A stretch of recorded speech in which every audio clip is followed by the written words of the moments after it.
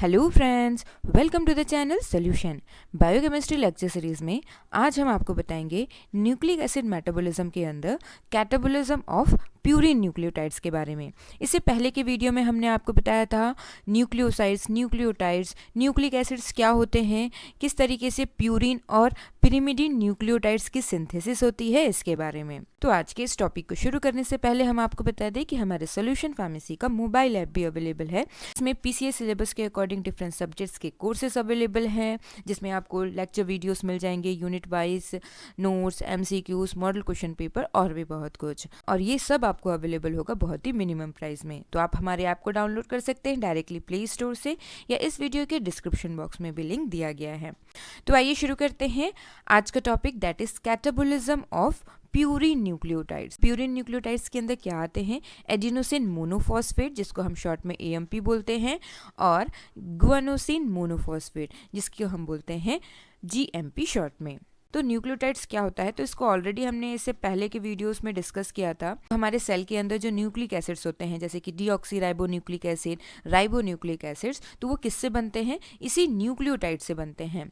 और न्यूक्लियोटाइड्स किससे बनता है? तो न्यूक्लियोटाइड के स्ट्रक्चर में होता है नाइट्रोजनस बेस, पेंटोस शुगर और फॉस्फेट। ये तीनों मिलके बनता है nucleotides. Phosphate group, pentose sugar और नाइट्रोजनस बेस, ये क्या हुआ?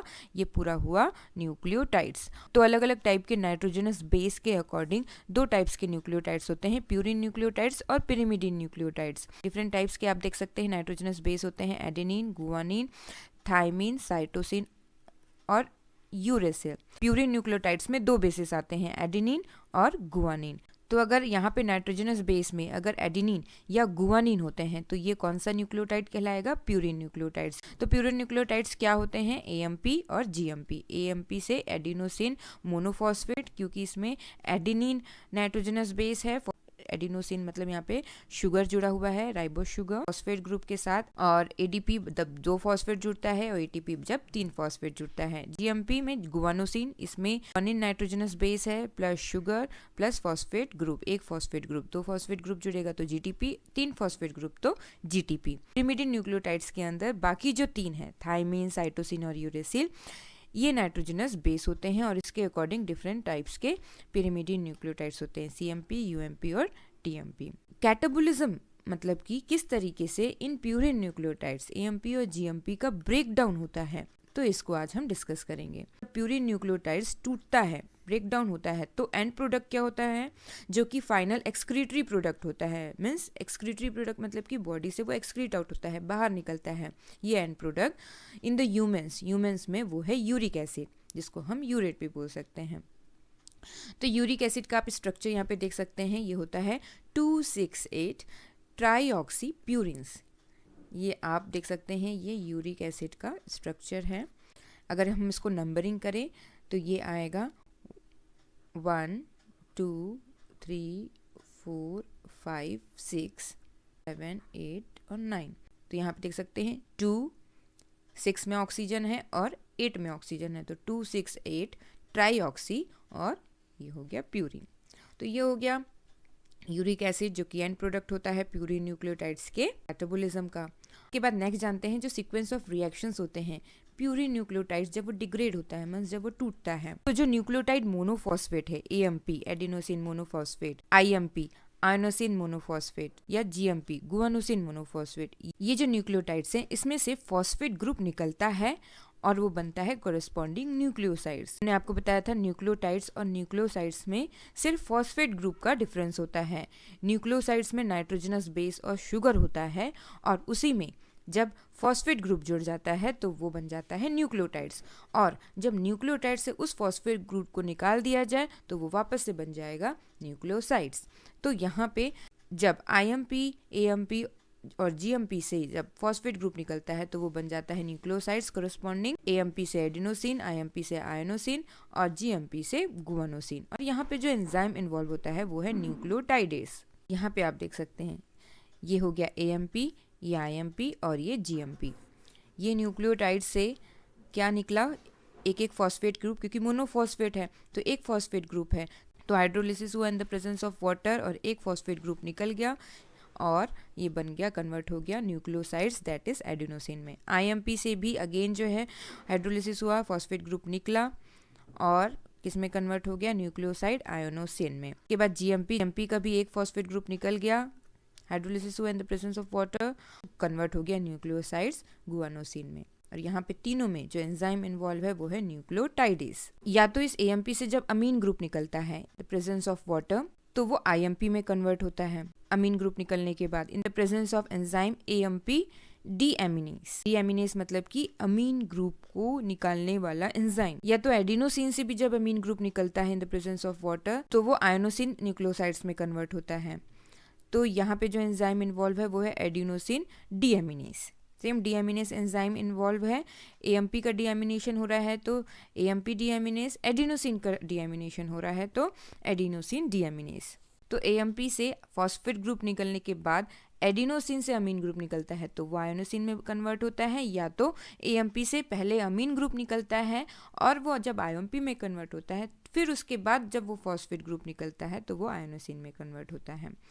तो ये हो गया। अब ये जो आयोनोसिन है और उसके बाद क्या होता है, राइबोस शुगर जो है राइबोस 1 फॉस्फेट के फॉर्म में रिलीज हो जाता है और आयोनोसिन कन्वर्ट होता है हाइपोजेंथिन में। और यहाँ पे जो एंजाइम इन्वॉल्व है वो है प्यूरिन न्यूक्लियोसाइड फॉस्फोराइलेज। क्योंकि आयोनोसिन क्या है, न्यूक्लियोसाइड्स है। न्यूक्लियोसाइड्स क्यों, क्योंकि इसमें से पहले से ही फॉस्फेट ग्रुप निकल गया है। गुआनोसिन से भी राइबोस शुगर निकलता है इन the form of ribose 1 phosphate in the presence of same enzyme purine nucleoside phosphorylase. जो यहाँ पे इन्वॉल्व हो रहा था वो एंजाइम यहाँ पे भी इन्वॉल्व होगा और इससे राइबोस शुगर निकलेगा इन the form of ribose 1 phosphate, ये और बनता है गुआनिन। तो आप देख सकते हैं हर तरफ से फॉस्फेट निकल रहा है, अमीन ग्रुप निकल रहा है, राइबोस शुगर निकल रहा है, मीन्स डिग्रेडेशन हो रहा है, ब्रेक डाउन हो रहा है। और हाइपोजेंथिन और जो गुआनिन बना है, हाइपोजेंथिन कन्वर्ट होता है जेंथिन में, गुआनिन भी कन्वर्ट होता है जेंथिन में। हाइपोजेंथिन जेंथिन में कन्वर्ट होता है इन the presence of enzyme xanthine oxidase. यहाँ पे वाटर मॉलिक्यूल और ऑक्सीजन इन्वॉल्व होता है और हाइड्रोजन पेरोक्साइड निकलता है। हाइड्रोजन पेरोक्साइड जो निकलता है यहाँ पे मेटाबॉलिज्म में ये हार्मफुल होता है हमारे टिश्यूज के लिए। इसी कारण से हमारे सेल के अंदर जो एंजाइम है जिसका नाम है कैटालेज, ये कैटालेज क्या करता है, हाइड्रोजन पेरोक्साइड को वाटर प्लस ऑक्सीजन मॉलिक्यूल में वापस से कन्वर्ट करता है। लेकिन ये जो एंजाइम है प्यूरिन न्यूक्लियोसाइड्स फॉस्फोराइलेज जो कि आयोनोसिन और गुआनोसिन को डिग्रेड कर रहा है, उससे राइबोस 1 फॉस्फेट निकाल रहा है, लेकिन ये जो एंजाइम है एडिनोसिन को डिग्रेड नहीं कर पाता है। इसी कारण से एडिनोसिन आयोनोसिन में कन्वर्ट होता है और उसके बाद इससे राइबोस शुगर निकलता है। तो यहाँ पे गुआनिन से जेंथिन का फॉर्मेशन कैसे होता है, यहाँ पे डीएमिनेशन होता है, मीन्स अमीन ग्रुप निकलता है गुआनिन से in the presence of enzyme guanase और वो बनता है जेंथिन। अब ये जेंथिन का अगेन ऑक्सीडेशन होता है इन the presence of enzyme xanthine oxidase, water molecule और ऑक्सीजन के प्रेजेंस में ये कन्वर्ट होता है यूरिक एसिड और क्या निकलता है, अगेन हाइड्रोजन पेरोक्साइड। और इस कैटालेस एंजाइम के प्रेजेंस में वो कन्वर्ट होता है वाटर मॉलिक्यूल और ऑक्सीजन में, क्योंकि ये हाइड्रोजन पेरोक्साइड हमारे सेल्स हमारे टिश्यूज के लिए हार्मफुल होता है। तो इस तरीके से फाइनल जो एक्सक्रीटरी प्रोडक्ट है एएमपी और जीएमपी मीन्स प्यूरिन न्यूक्लियोटाइड्स के कैटाबोलिज्म से in the humans is uric acid. Humans जो हैं ये यूरियोटैलिक होते हैं। यूरियोटैलिक मतलब कि ऐसे ऑर्गेनिज्म जैसे कि ह्यूमंस जो कि नाइट्रोजन को एक्सक्रीट करते हैं mainly in the form of urea. तो नाइट्रोजन मेटाबॉलिज्म का जो मेन एक्सक्रीटरी प्रोडक्ट होता है वो है यूरिया। तो इसी कारण से ह्यूमंस को यूरियोटैलिक कहा जाता है।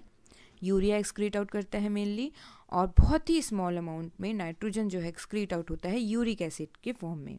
लेकिन बर्ड्स, एम्फीबियंस, रेप्टाइल्स ये यूरिकोटैलिक होते हैं, मतलब ऐसे ऑर्गेनिज्म जिसका मेजर जो नाइट्रोजनस वेस्ट प्रोडक्ट होता है वो यूरिक एसिड के फॉर्म में होता है, मीन्स नाइट्रोजन को एक्सक्रीट आउट करते हैं mainly in the form of uric acid. तो लोअर प्राइमेट्स और अदर मैमल्स जो हैं possess enzyme uricase which convert uric acid to allantoin.